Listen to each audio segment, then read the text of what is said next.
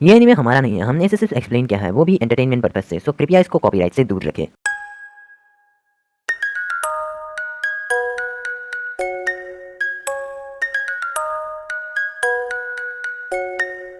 तो hey guys, welcome back to our another video. तो आज के वीडियो में हम नारुतो के एपिसोड 80 को एक्सप्लेन करने वाले हैं, जिसका तुम लोगों को बेसब्री से इंतजार था। और देखते ही देखते हमारी चैनल में 80 वीडियोस अपलोड हो चुकी हैं। अगर सिर्फ एपिसोड की बात की जाए तो ये सब तुम लोगों का प्यार ही है, तो थैंक यू हमारी फैमिली को इतना बड़ा बनाने के लिए। और अगर तुम नए हो तो सब्सक्राइब करके हमारी फैमिली का हिस्सा बन सकते हो और वीडियो को एक लाइक भी जरूर कर देना। और इसी एपिसोड 80 के सेलिब्रेशन के तौर पर मैंने एक फैसला लिया है हमारे चैनल को लेकर, जो तुम्हें अपकमिंग नाम के वीडियो में मिल जाएगा, जो मैंने आज दोपहर को ही अपलोड किया है। और अगर तुम्हें नहीं मिल रही तो डिस्क्रिप्शन बॉक्स में मैं तुम्हें लिंक दे दूंगा, तुम जाकर देख लेना। ओके, तो चलो वीडियो को स्टार्ट करते हैं, नहीं तो नारुतो फैंस बहुत मारेंगे।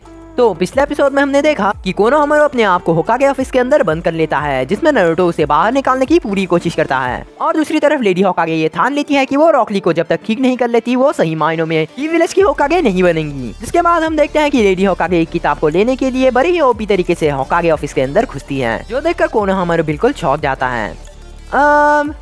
आगे दोपहर के समय लेडी सुनाडे रॉकली को ठीक करने का तरीका अब तक ढूंढ रही है। दूसरी तरफ एकेडमी के एक मैदान के पास रॉकली अकेला बैठा है। रॉकली बहुत दुखी होता है क्योंकि लेडी सुनाडे ने जो कहा था इसकी वजह से वो अपनी पूरी उम्मीद खो चुका है। तभी वो अपने पुराने दिनों को याद करता है, वो जब एकेडमी से ग्रेजुएट नहीं हुआ था। उन दिनों ग्रेजुएशन टेस्ट पास करने के लिए वो ट्रांसफॉर्मेशन जुत्सु और क्लोन जुत्सु की प्रैक्टिस कर रहा था, क्योंकि उसे ग्रेजुएशन टेस्ट में पास होना था। लेकिन वो इसे जितनी बार भी करता है वो ना तो ट्रांसफॉर्म हो रहा है और ना ही वो एक क्लोन बना पा रहा है। इसी वजह से वो परेशान हो जाता है। तभी पीछे से गायसन से आकर बोलते हैं, हे लड़के, इस तरह परेशान मत हो, तुम बस कोशिश करते रहो, फिर देखना तुम एक दिन एक महान निंजा बन जाओगे। उस वक्त रॉकली ने पहली बार गायसेंसे को देखा था और उसे गायसेंसे की बातें बहुत अच्छी लगी। उसके बाद रॉकली जब ग्रेजुएशन टेस्ट में पास होता है तो उसके साथ नेजी युगा और टेन को रखा जाता है और इन लोगों को सेंसे के रूप में चुना जाता है गायसेंसे को। तो जब गायसेंसे पहली बार उन तीनों से मिलते हैं तो वो पूछते हैं, आज से तुम सब गेनिन हो, तो बताओ तुम सबका मकसद क्या है। इसमें नेजी कहता है, मैं जवाब देना नहीं चाहता हूँ। तभी रॉकली कहता है, लेकिन मुझे कहना है गायसेंसे, मेरा मकसद है कि मैं एक ताकतवर और महान निंजा बनूंगा, भले ही मेरे पास निंजुत्सु या फिर गेनजुत्सु ना हो। जिसमें नेजी कहता है, लगता है तुम सपनों की दुनिया में रहते हो। जिसमें रॉकली कहता है, हाँ, इसमें हंसने वाली कौन सी बात है, मैं मजाक नहीं कर रहा हूँ। नेजी तुम देखना, मैं सिर्फ ताइजुत्सु के इस्तेमाल से एक महान निंजा बनकर रहूंगा। जिसमें नेजी कहता है, ली तुम कुछ नहीं जानते, बिना निंजुत्सु और गेनजुत्सु के तुम एक निंजा सिर्फ मुश्किल से ही कहलाओगे। जिसमें गायसन से कहते हैं, तुमने सही कहा, लेकिन अगर तुम्हारे पास जोश है तो निंजुत्सु और गेनजुत्सु की जरूरत नहीं। रॉकली गायसन की बातों से हमेशा इंस्पायर होता था। उसके बाद रॉकली फिर से एक पास की घटना को याद करता है, जब एक दिन गायसेंसे काकाशी सेंसे को कंपटीशन करने के लिए चैलेंज करते हैं। मैं आपको बता दूं कि गायसेंसे और काकाशी सेंसे के बीच बहुत अच्छी दोस्ती थी और इन दोनों के बीच अक्सर ऐसा होता रहता है। तो सबसे पहले गायसेंसे बोलते हैं, काकाशी क्या तुम तैयार हो? मैं काकाशी सेंसे कहते हैं, सच कहूँ तो मेरा मन नहीं कर रहा गाय। जिसमें गायसन से कहते हैं,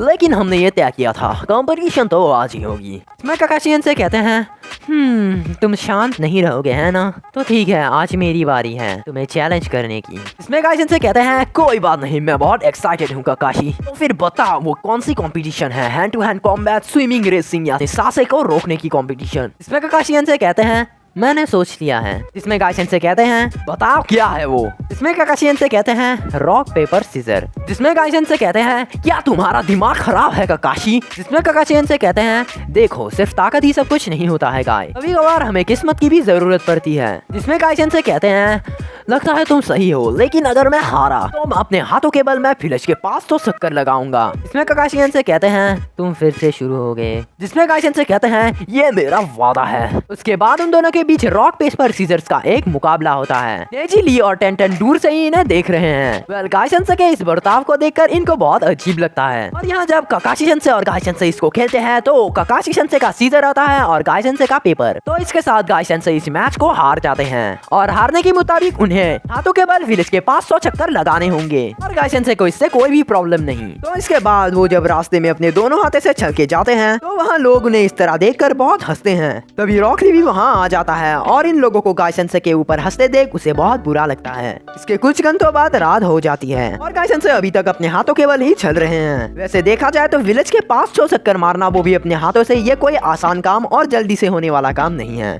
तभी अचानक से रॉक ली उनके सामने आकर बोलता है, कुछ भी कीजिए गायसेंसे, काकाशी-सन ये देखने के लिए यहाँ पर है ही नहीं। रॉक ली को ये बात समझाने के लिए वो कुछ समय के लिए रिलैक्स हो जाते हैं। गायसेंसे बोलते हैं, बहुत ही अच्छा सवाल पूछा तुमने रॉक ली, इसका जवाब मैं दूंगा लेकिन किसी को बताना मत। जिसमें रॉक ली कहता है, जैसा आप कहे गायसेंसे। तभी गायसेंसे कहते हैं, दरअसल एक निंजा के खुद के नियम बनाना ही उसके जीतने की चाबी होती है। जिसमें रॉक ली कहता है, खुद के नियम? तभी गायसेंसे कहते हैं, बिल्कुल, इस तरह के नियम से तुम खुद से और भी ज्यादा मेहनत करवा सकते हो। मेरे कहने का मतलब, जब तुम्हारे सामने कोई मकसद होगा तो उस मकसद को पूरा करने में और भी मजा आएगा। काकाशी के रॉक पेपर सीजर्स के खेल में जब मैंने वो नियम बनाए कि हारने वाले को अपने हाथों के बल चलना पड़ेगा, तो इस नियम की वजह से ही वो बेकार सा खेल बड़ा ही मजेदार बन गया। और अब देखो काकाशी के बहाने मैं कितनी बढ़िया ट्रेनिंग कर रहा हूँ। तो मेरे सामने से हटो ली, मुझे अपने 500 चक्कर पूरे करने हैं। इसमें रॉक ली कहता है, गायसेंसे आप तो बहुत ही कूल और कमाल के हो, तो मैंने सोच लिया है मैं भी आपके साथ ऐसे ही चलूंगा। इसमें गायसेंसे कहते हैं, ली क्या तुम सीरियस हो? इसमें ली कहता है, बिल्कुल, मैं आपकी तरह ही बनना चाहता हूँ गायसेंसे। तो रॉक ली और गायसेंसे एक साथ इस ट्रेनिंग को पूरा करते हैं और फिर ली अभी प्रेजेंट टाइम में इन पुराने दिनों की यादों में खो चुका है। लेकिन तभी गायसेंसे वहाँ पर आकर ली को उन खुशी भरी यादों की दुनिया से बाहर निकालते हैं। इसमें गायसेंसे कहते हैं,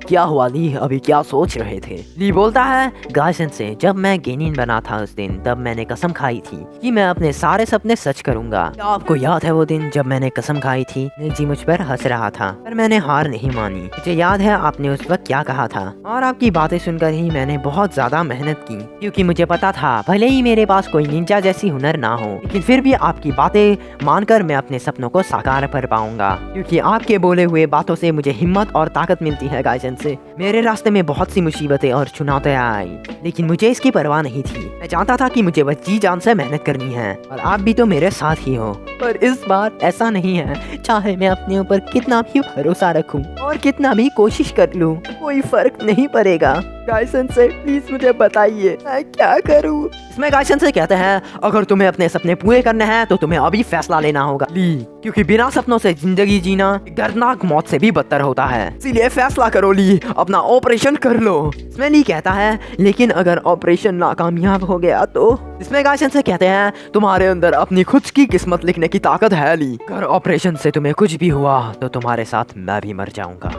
ली जब ये सुनता है तो वो अपने भावनाओं को रोक नहीं पाता है, वो रोते हुए गायसेंसे के गले लग जाता है। तो उसके अगले दिन सुबह के समय शिजुने होकागे ऑफिस के अंदर आकर देखती है सुनाडे वहाँ है ही नहीं, लेकिन वो जब उनके डेस्क पर जाती है तो वो कुछ ऐसा देखती है जिससे शिजुने बहुत खुश हो जाती है। तो आखिरकार लेडी सुनाडे ने इलाज ढूंढ लिया है, मतलब ऑपरेशन सक्सेसफुल होने के चांसेस 50% थे, जो 50 से अब 58% हो गए हैं उनकी मेहनत की वजह से। तो जैसा कि लेडी सुनाटे ने तय किया था, तो रॉक ली का इलाज ढूंढने के बाद वो हिडन लीफ विलेज के सभी लोगों के सामने शपथ ग्रहण करके ऑफिशियली हिडन लीफ विलेज की होकागे बन जाती है।